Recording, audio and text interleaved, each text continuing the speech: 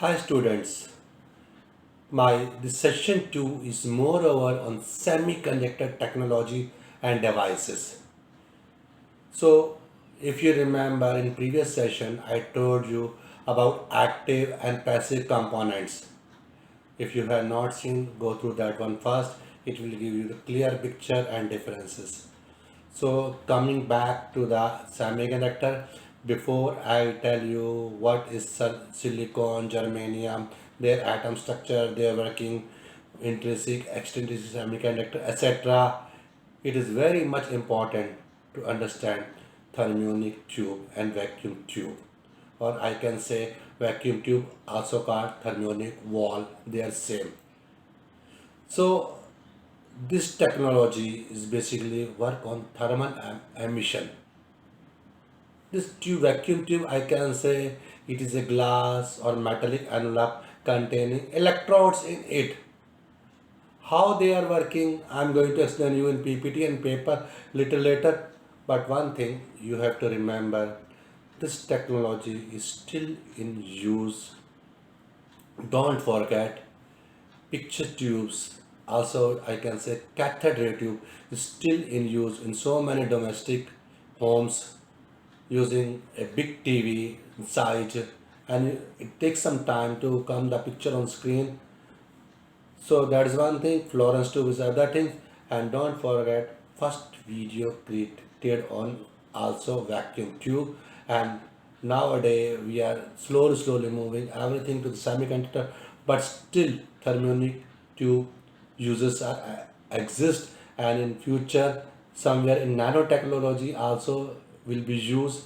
Not going in their uses and application, because my topic is just tell you what is tube and how it is working, a basic concept. So coming on PPT mode and papers, so listen and watch carefully.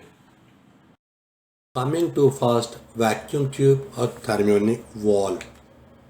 The concept of thermionic wall or vacuum tube use the idea that a heated element or thermionic emission in a vacuum tube emitted electron that would normally remain in the vicinity of the heated element because of the charge attractions.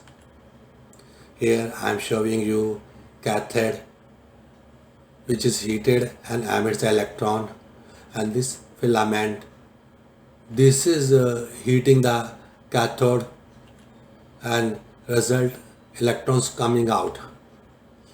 Now, if a second electrode was placed into the vacuum and a high positive potential placed on it, then the electrons would be attracted away from the heated electron towards element with a high potential. See this another element called anode or plate. This electrode has a high potential to attract electron from the cathode, and as a result current flow in this direction shown in arrow in the diagram, and this is movement of electron based on heating of filament and cathode bringing out electrons towards the anode. That concept you have to understand. As these electrons are unable to travel in the reverse direction, the simple wall or vacuum tube acts as a diode, means converting alternating current to direct current. So now coming on next part, triode. Same diagram, same configuration, vacuum tube. It is possible to place a third element known as a grid into the structure between the anode and cathode filament. I'm showing a light color because this work is to just give a heat up only. So now this grid, this is a wall that has a variable potential and is used to control the flow of electrons between anode and cathode. And see this diagram, I am putting in the diagram after adding this grid, or called control grid. This diode tube is called now triode tube. This electrode is normally formed as a gauge to allow electron to pass through by varying the potential on these electrodes. The flow of electron can be controlled. You see the diagram. The moment control grid charge is going low or high, After that, the electron capacity is going in high, showing an animation. There are number of electrodes in the wall or vacuum tubes. Others same as I explained. First one is cathode and the bottom. This is the electrode that is heated and emits the electron. Second, anode on the top, also called plate. This electrode in the vacuum tube or valve has high potential and have work to attract electron from the cathode or collect electrons from the cathode. And last one, filament. As I explained, this filament heats the cathode, which then emits the electrons from the cathode. Now, working of triode.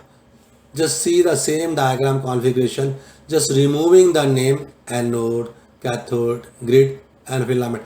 Just you remember now which grid name is what, because I'm not going to show you in the diagram.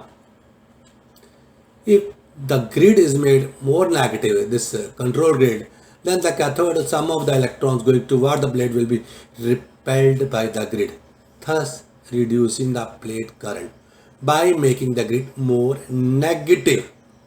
It is also possible to reduce the plate to control the current to zero. This condition of tube is called cutoff as a open switch. Just I am showing you as a diagram. If a varying signal voltage is applied to this grid, the number of controls electrons flowing in the plate current will vary the same manner as the signal voltage plate current will vary in RL. You see, based on input signal, the output signal will be come out, but this will be in very high boost, depend on current flow, volts and resistance RL. The technical detail I am going to explain later, not now, in some other time. During the negative portion of the signal voltage, the grid become more negative. Result, plate current decreases. Note down it.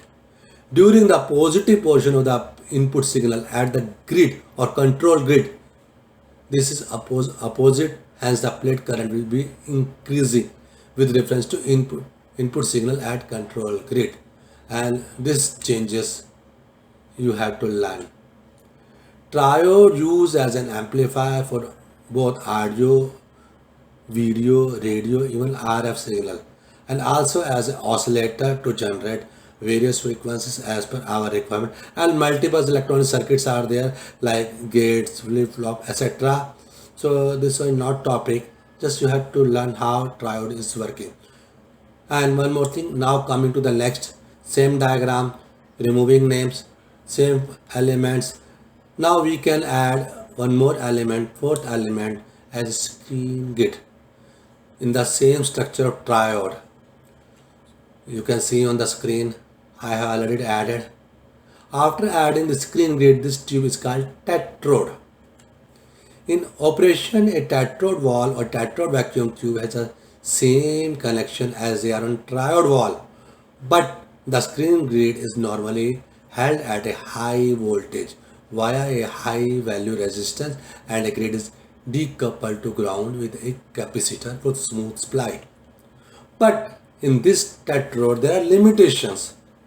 Although it provides a significant improvement in isolation between the anode and the grid circuits, but it has a one major drawback of secondary emission. Due to this secondary emission, there are very negligible uses except some of the special applications. So in view of these limitations of tetrode valve, the basic tetrode is seldom used. But next one is very much used. This screen grid is operated at a fixed positive potential but below that of anode, that you note down. Coming to the next, pentode. Same diagram, same configuration, going to add one more grid. This grid, fifth grid, is known as a suppressor grid into the structure of tetrode. Here I have mentioned triode, but it has a tetrode with the same structure. See the diagram. This suppressor grid is generally maintained at a low voltage. Its function is to create a lower voltage region between the screen grid and the anode.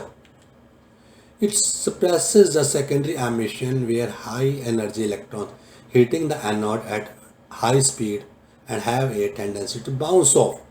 This is wonderful, beautiful pentode, but here you have to remember tetrode have minimum grids, pentode have maximum grids. So control and power efficiency, if you see, triode have more, pentode have less because of complicated circuits. But triode is very good at low frequency for power application, but same time pentode have wonderful control on frequencies and emissions, so that is used for higher frequency. So for higher frequency I recommend pentode, but for lower frequency I recommend tetrode. For more detail go through your proper books. This one is just for your general understanding only, so this one keep it in your mind. So now coming to back to the pentode, it enables the pentode to provide a high application factor along with the ability to operate at high frequency, as I told you. After adding the suppressor grid, this tube is called pentode. Just coming to quick summary and number of electron, the various different types of vacuum tube or thermonic valve enable variety of different functions based on different needs.